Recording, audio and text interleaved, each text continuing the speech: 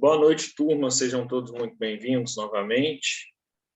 Damos continuidade aqui e hoje nós vamos terminar a nossa matéria, que é o ICMS, né? Imposto sobre Circulação de Mercadorias e Serviços. Eu peço para vocês abrirem aí a Constituição, e na Constituição vocês vão lá no artigo 155, parágrafo 2º dela, tá? Para a gente continuar e dar aí prosseguimento justamente a essa questão. Então, nós estudamos até a aula passada, né, o inciso 1, 2, 3 e 1, 2, 3, falando da seletividade, terminamos falando justamente da seletividade. E hoje a gente vai estudar os outros incisos aí para fechar a nossa matéria referenciada a ICMS, né? Então, o inciso 4 vem e fala também o seguinte: o imposto previsto no inciso 2, ou seja, o ICMS atenderá. Inciso 4. Resolução do Senado Federal, de iniciativa do presidente da República ou de 1/3 dos senadores, aprovada pela maioria absoluta de seus membros, estabelecerá as alíquotas aplicáveis às operações e prestações interestaduais e de exportação. Turma, vamos lá. Primeira questão, uma questão extremamente interessante aqui, é a gente explicar essa questão da resolução aí do Senado.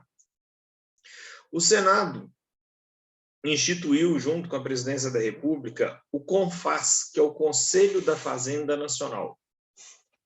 Onde o Conselho da Fazenda Nacional, ele tem a competência justamente para dispor sobre todas as questões a níveis aí tributárias a nível federal. E aí é muito interessante, porque apesar do ICMS ser um imposto de competência estadual, ele é um imposto que tem origem e destino que podem ser de estados para estados.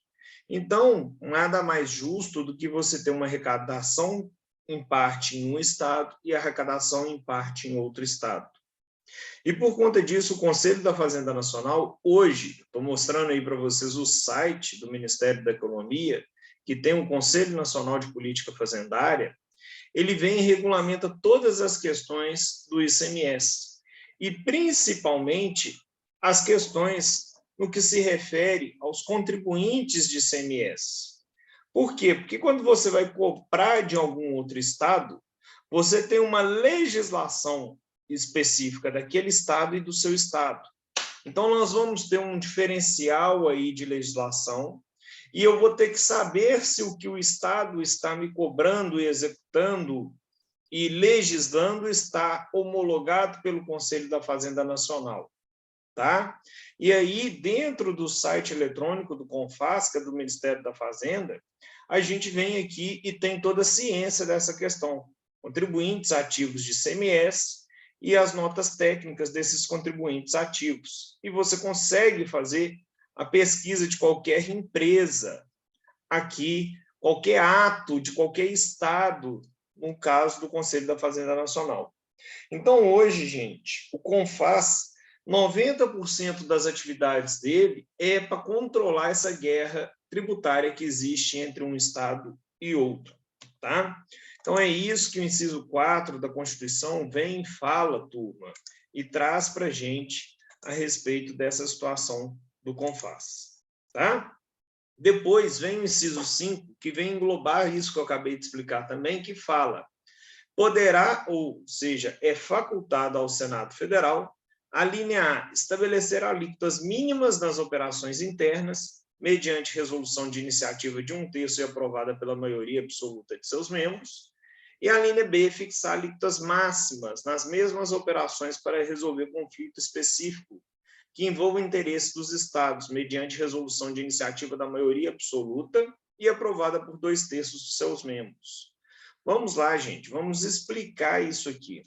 Isso aqui é o seguinte: a regra geral do ICMS é que o ICMS ele é um imposto de circulação de mercadorias e serviços de transporte intermunicipal ou interestadual, tá? E de comunicação. E agora eu estou compartilhando com vocês uma telinha aqui, E essa telinha, ela é muito interessante porque ela traz para a gente, né, uma situação aqui bem legal, que você vê justamente as alíquotas que tem que ficar com o estado de origem e o que tem que ficar com o estado de destino. Como que é a regra, professor? Gente, a regra geral é sempre, tá? A regra geral é sempre o estado de origem fica com 12% e sempre o estado de destino vai ficar com a diferença da alíquota. Então, vamos supor, professor, e qual que é a alíquota? Depende. Depende do produto, depende de quê, depende da situação. Tá? Geralmente, a alíquota média do ICMS é 18%. Mas, exemplo, a nossa energia elétrica residencial é 30%. Então, vai depender de cada questão, de cada produto, de cada situação aí, para a gente fazer essa análise mais apurada. Mas vamos pensar que é 18%, tá? E aí, sempre a regra vai ser, o estado de origem fica com 12%, e o estado de destino vai recolher aquele diferencial ali, né? Então, como que se dá isso, geralmente? Então, vamos supor que a regra, tipo, Minas Gerais vai vender para o Rio Grande do Sul. Olha minha setinha aqui, não consigo marcar, não, mas vocês vão ver que Minas Gerais ficará com 12% e o Rio Grande do Sul recolherá a diferença, né? É muito interessante isso, porque a regra geral, turma, é todo estado, quando vende, fica com 12%, o estado de destino recolhe a diferença. Mas existe uma exceção, tá? A exceção são os estados, vamos chamar assim, de estados pobres. Quais são os estados pobres? Os estados pobres são aqueles estados que não são englobados no Sul e no Sudeste. Ou seja, os estados pobres, e além disso, o Espírito Santo, que o Espírito Santo ainda não é considerado um estado denominantemente rico, tá? Para essa regra do ICMS. Então, o que é esta regra? Os estados do Sudeste e do Sul são tidos como estados ricos, tá? Só que quando há uma venda de mercadoria para estado pobre, ao invés do estado de origem ficar com 12%, ele vai ficar com 7%. Então, aqui, como vocês veem aqui na primeira linhazinha aqui de Minas Gerais, aqui onde está meu mouse, está 7% e no Acre, aqui. Então, se Minas vende para o Acre, Minas fica com 7% e o Acre vai ficar com o resto. Por que disso? Porque quando um estado desenvolvido vende para um estado em desenvolvimento, a alíquota de 7% se aplica. Então, é a única exceção à regra. É quando há comercialização entre estado desenvolvido e em desenvolvimento. Então, assim, quando o Acre vende para Minas Gerais, o Acre vai ficar com 12%, né? E Minas vai ficar com a diferença. Por quê? Porque o Acre é um estado tido como pobre. Ele vai ficar com a regra geral, que é 12%. A única exceção à regra vai ser sempre quando tiver uma operação entre estado desenvolvido e em desenvolvimento, que aí, em vez de ser 12%, vai ficar 7%. Ok? Então, as alíquotas básicas sempre será no estado de origem 12% ou 7%. Regra geral, sempre 12%. Exceção à regra, 7%. Tranquilo, turma? Dúvidas? Tá? Professor, isso cai em prova? Raríssimas vezes. Tá? Eu acho que tem uma ou duas questões de prova de OAB que ela só pedia o conhecimento do aluno se ele tinha ciência que a alíquota era de 12%, que a alíquota de estado de origem era 12% ou 7%. Era tão somente isso. Tá ok? Tranquilos? Então, vem aqui. Oi, Fran, tudo bem? Tá bom, Luiz? Também me mexi com você também, Zé Casca, desculpa. Então, vem aqui, turma. Oi. Oi. Deixa eu abrir aqui. Então, vem a Constituição, lá no parágrafo 2º, no inciso 5, e fala justamente isso, que existem alíquotas mínimas e alíquotas máximas, que é essa tabelinha aí cabulosa que eu acabei de mostrar para vocês, tá? Aí o inciso 6 vem e fala: salvo deliberação em contrário dos Estados e do Distrito Federal, nos termos do inciso 12, a linha G, as alíquotas internas nas operações relativas à circulação de mercadoria e nas prestações de serviço não podem ser inferiores às previstas para operações entre estados. O que quer dizer isso, gente? Para não ter um protecionismo do estado com base no ICMS. Como assim, professor? Exemplo. Minas Gerais, se eu comprar entre Betim e Belo Horizonte, a alíquota de ICMS vai ser a de Minas Gerais tão somente. Mas a alíquota de Minas não pode ser inferior à alíquota base daquela tabelinha que a gente viu. É isso que fala. Se eu compro entre Belo Horizonte e vamos falar aí Rio de Janeiro, eu tenho que obedecer àquela tabela e parte do valor é devido para Minas e parte é devido para Rio de Janeiro. E como que eu calculo a parte? O estado de origem é Minas para o Rio. Minas fica com 12%, e se a alíquota for de 18%, Rio vai ficar com 6%. Tá? Professor, quem recolhe? Então, vamos dar um exemplo aqui. O Eduardo vai comprar um notebook para ele. O notebook para o Eduardo é para uso normal. O Eduardo é consumidor final. E esse notebook que o Eduardo vai comprar é de uma empresa lá de São Paulo. Aí a empresa de São Paulo manda o notebook para Minas Gerais, para a casa do Eduardo. O notebook custou R$3.000 e ali teve uma alíquota de 20%. Então, 20% sobre R$3.000, R$600. Quando a venda é feita para o consumidor final, tipo, a loja de São Paulo vendeu para o Eduardo vai pagar lá R$3.000 e pronto, acabou, vai receber a nota fiscal, e na nota fiscal vai estar lá que houve um ICMS de R$600. Todo mundo concorda? Quem que recolheu esse ICMS? Apesar de ter sido o Eduardo que pagou, no final das contas, tudo, quem vai recolher é a empresa. E a empresa vai recolher o quê? O referente a 12% vai ser para São Paulo, e a diferença aí de, se eu falei que era 20%, 20 menos 12, 8% ela vai ter que recolher para Minas Gerais. Então, quando você tem a transferência de mercadoria entre estados, parte você recolhe para o estado de origem e parte para o destino. Quando a empresa vende para o consumidor final, a empresa que nos vendeu, como eu acabei de dar o exemplo do notebook, ela vai recolher a parte de São Paulo para São Paulo e a parte de Minas para Minas. Ok até aí? Aí piora um pouquinho, porque vamos supor que o Eduardo não é uma pessoa física e o Eduardo é uma empresa que vai comprar uma máquina de São Paulo para fazer um beneficiamento de um produto que o Eduardo industrializa.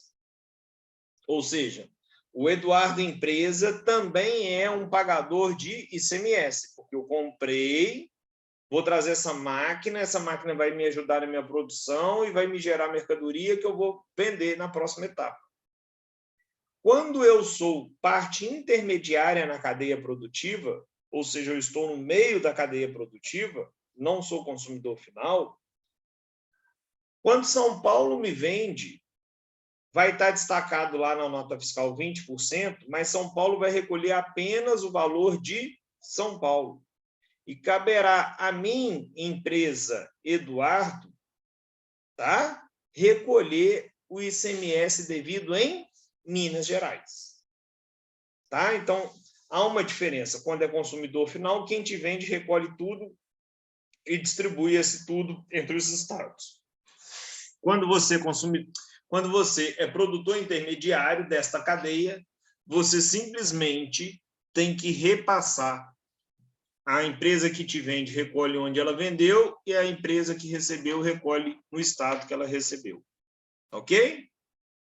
Tranquilo? Continuando. Então, vem e fala, né?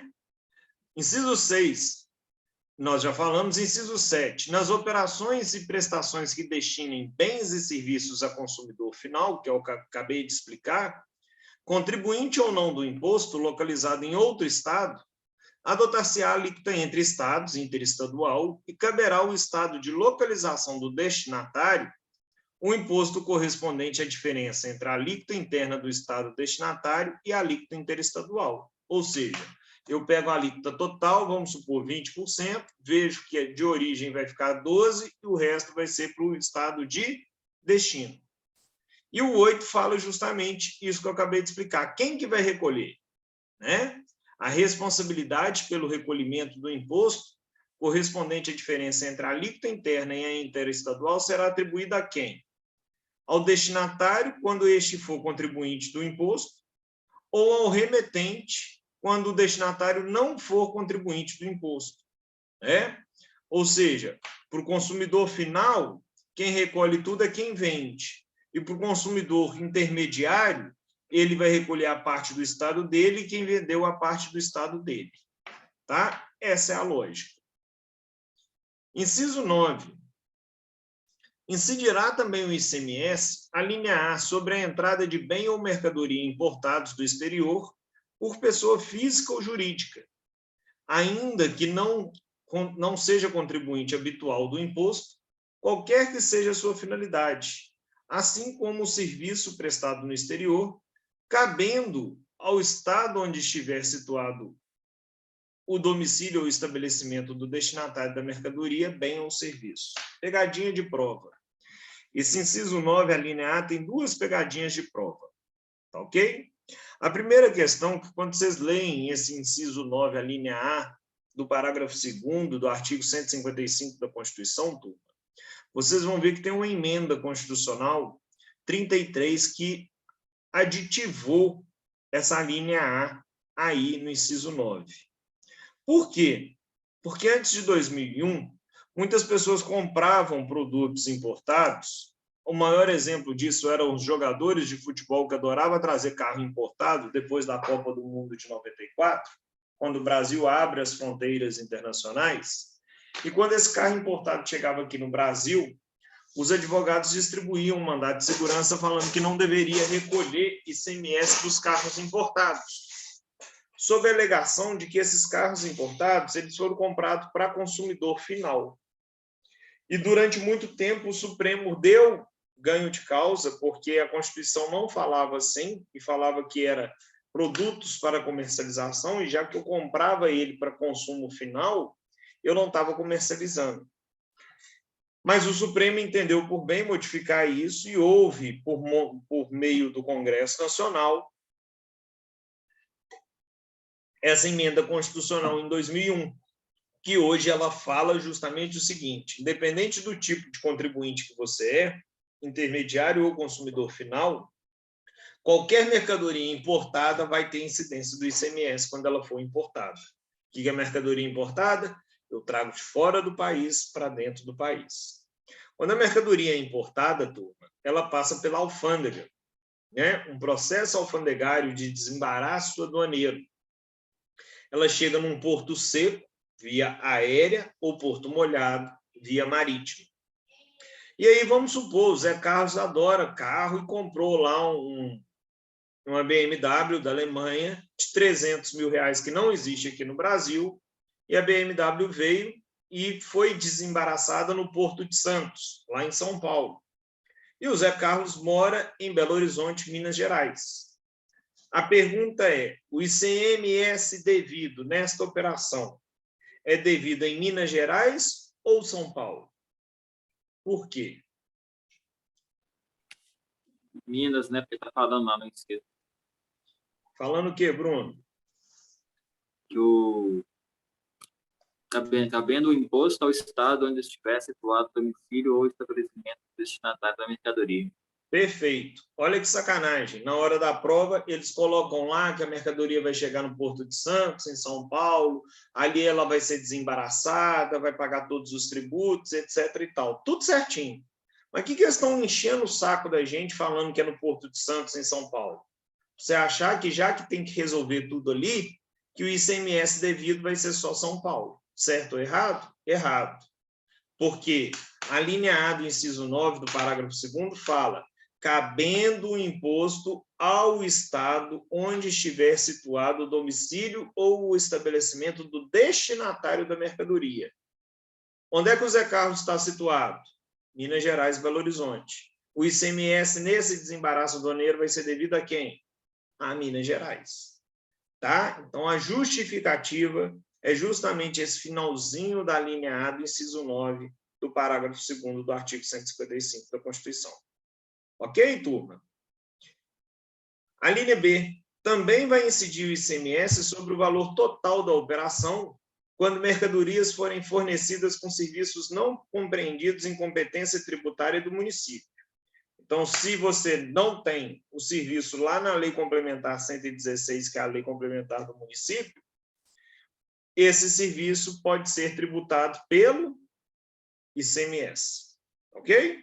Ou um ou outro, a gente já trabalhou isso.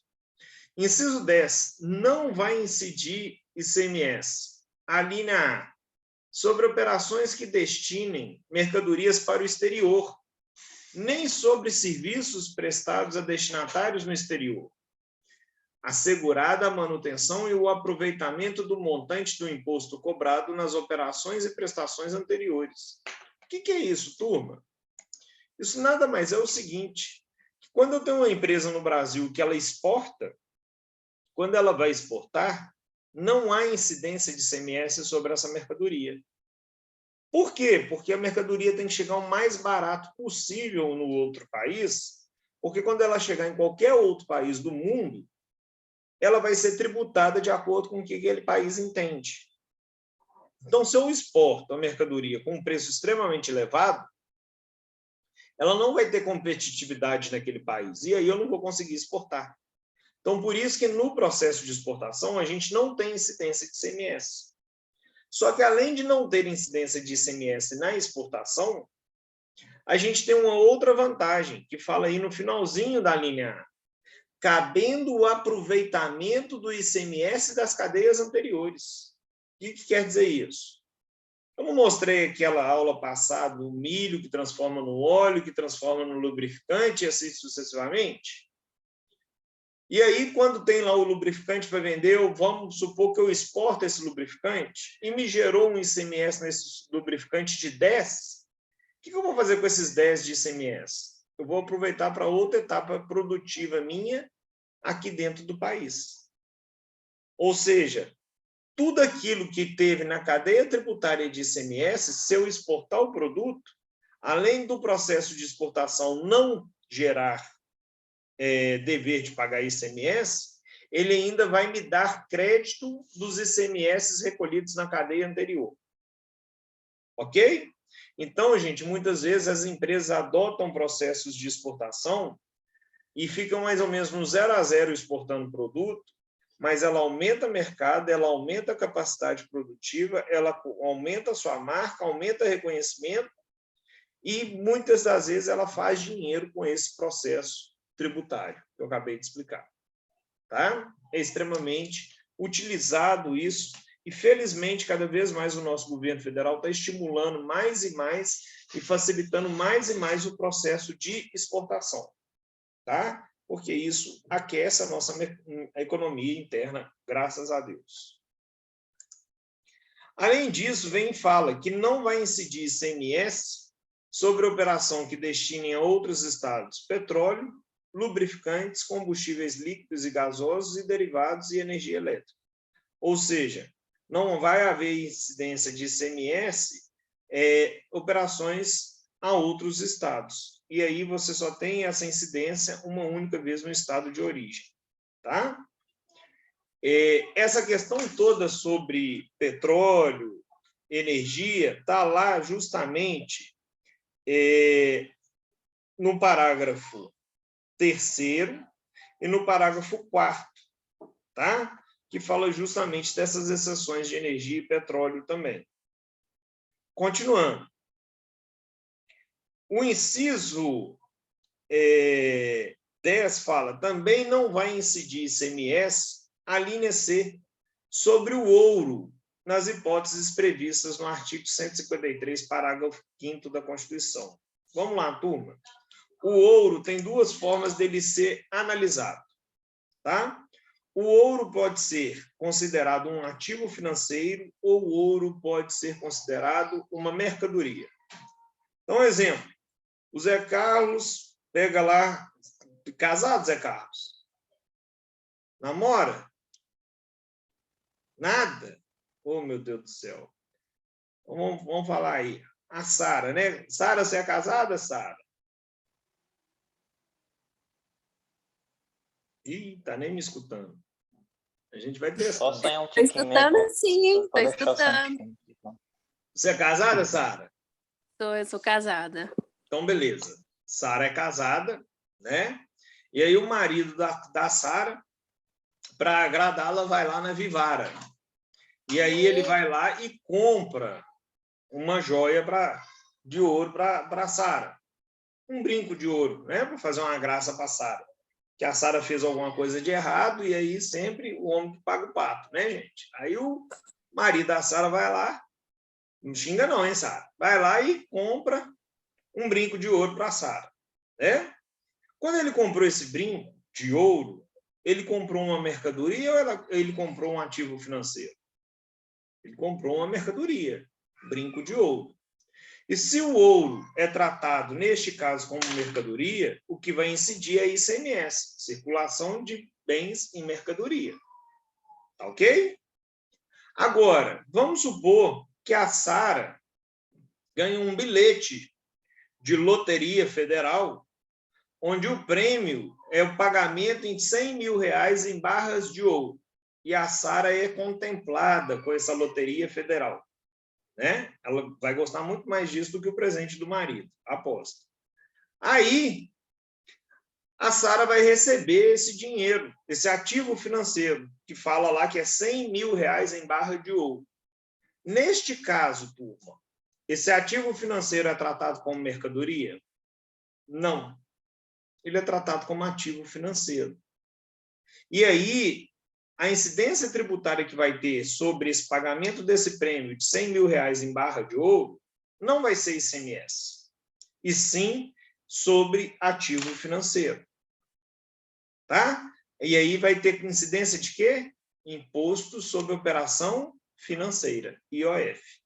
Porque o ouro aí, neste caso, é tratado como um ativo financeiro. Então, a exceção do 153, parágrafo 5º, é justamente isso. Tá ok? Dúvidas? Então, beleza. A linha D do inciso 10 fala, também não vai incidir o ICMS nas prestações de serviço de comunicação nas modalidades de radiodifusão sonora e de sons e imagens de recepção livre e gratuita. Ou seja, nós temos aí justamente a questão de comunicação gratuita não sendo tributada por isso, né? A Sara está perguntando, e esse pessoal que ganha dinheiro na TV, paga também? Paga. Paga o quê? IOF, Imposto sobre Operação Financeira. Tá ok? O legal aqui, Sara, e o interessante aqui a gente falar é justamente a seguinte situação. Eu tenho que pensar no ouro, que ora ele pode ser tratado como mercadoria, e aí vai ser ICMS, e ora ele pode ser tratado como ativo financeiro, e aí vai ser IOF, que vai incidir. Tá? A lógica é tão somente essa. Inciso 11. Não vai compreender na base de cálculo o montante do imposto sobre produto industrializado quando a operação realizada entre contribuintes e relativa a produto destinado à industrialização ou comercialização configure fato gerador dos dois impostos. Professor, explica isso, por favor. Seguinte, olha que diferença básica. Uma coisa é eu ir ali no supermercado e comprar um saco de açúcar cristal de 5 quilos. Neste açúcar cristal de 5 quilos, eu vou pagar ICMS, eu vou pagar IPI, que é produto industrializado, e por aí vai. Agora, eu tenho uma fábrica de refrigerante e comprei o açúcar cristal para produzir o meu refrigerante. Ou seja, eu sou um intermediário na cadeia, E, por conta disso, o inciso 11 fala, não vai compreender na base de cálculo o montante do imposto industrializado quando eu tenho uma mercadoria que está sendo industrializada, ou seja, eu comprei o açúcar, mas eu estou reutilizando para uma nova industrialização do refrigerante. Então, eu não cobro ICMS sobre a industrialização, então somente sobre o açúcar. Tá?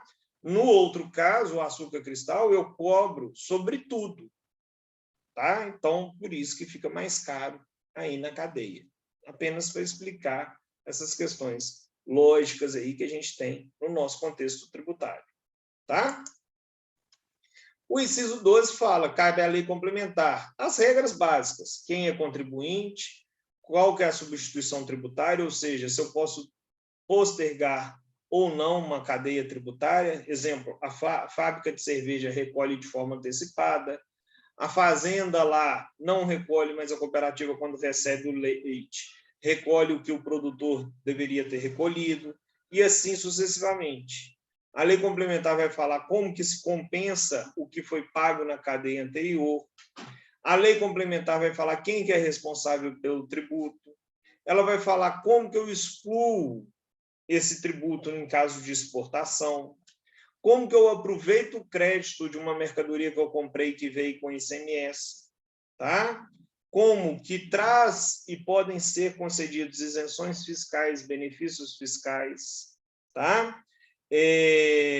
No combustível e lubrificante, você tem a incidência uma única vez, tá? E a lei complementar também vai falar como que é a base de cálculo, como que se calcula e qual que é a alíquota aí. Então, essas são as regras gerais. E o artigo 3º e 4º fala justamente, aí, o parágrafo 3º e 4º fala justamente da questão de combustível e lubrificante. 3º, 4º e 5º, depois vocês leem aí com calma.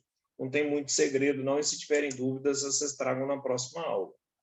Então, aí, a gente fecha toda a nossa matéria de ICMS, que basta a gente ter conhecimento das regras constitucionais, que já são mais que suficientes, e recomendo aquelas pessoas que querem aprofundar, que façam uma leitura da Lei Complementar 87, que ela é pequenininha, ela tem 30 e poucos artigos, e ela é muito autoexplicativa. E se tiver dúvidas, na próxima aula vocês trazem para mim.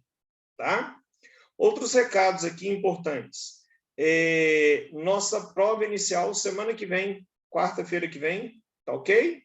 Matéria da nossa prova inicial, todos os impostos que estudamos até agora, IPTU, ISS, IPVA, ITCD, ICMS e IPTU. Todos os 3 municipais e todos os 3 estaduais. Ok, turma? Alguma dúvida?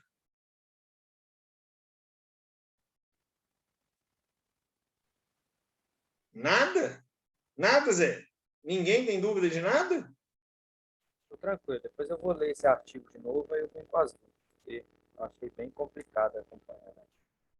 Na verdade é porque nós temos muitas regras constitucionais, mas fiquem à vontade, qualquer coisa vocês tragam para mim também na próxima aula.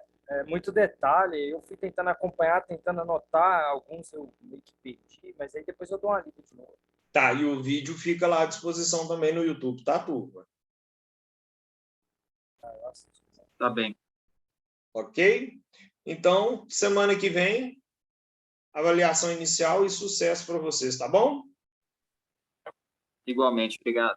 Um beijo, fica com Deus, boa semana, turma. Boa noite.